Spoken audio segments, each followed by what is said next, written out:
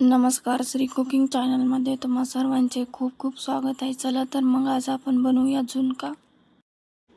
कढई गरम झाल्यानंतर त्यामध्ये 4 पळी तेल टाकूया. 1 चमचा मोहरी, 1 चमचा जिरे टाकूया. जिरे मोहरी तडतडल्यानंतर बारीक लसूण ठेचलेला टाकून घेऊया तेलामध्ये. थोडासा कढीपत्ता टाकून घेऊया. नंतर 1 वाटी बारीक चिरलेला कांदा टाकून घेऊ तेलामध्ये. कांदा चांगला लालसर होईपर्यंत परतायचा आहे.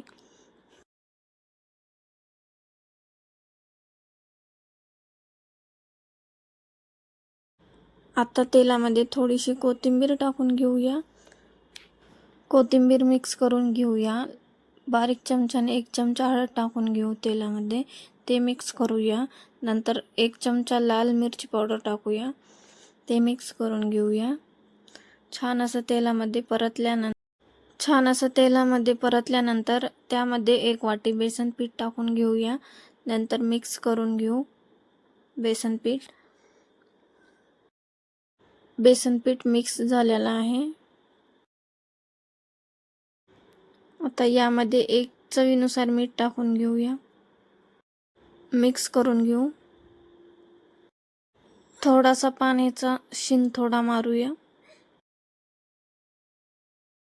नंतर मिक्स करून घेऊया. नंतर मिक्स केल्यानंतर यावर 1 प्लेट ठेवून 5 ते 10 मिनिट एक वाफ काढून घेऊया. वाफ काढून झालेली आहे. आता मिक्स करून घेऊया.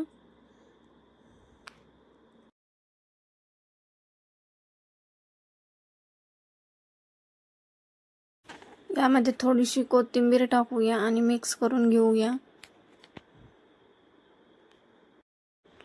हे आपला झुणका तयार झालेला आहे.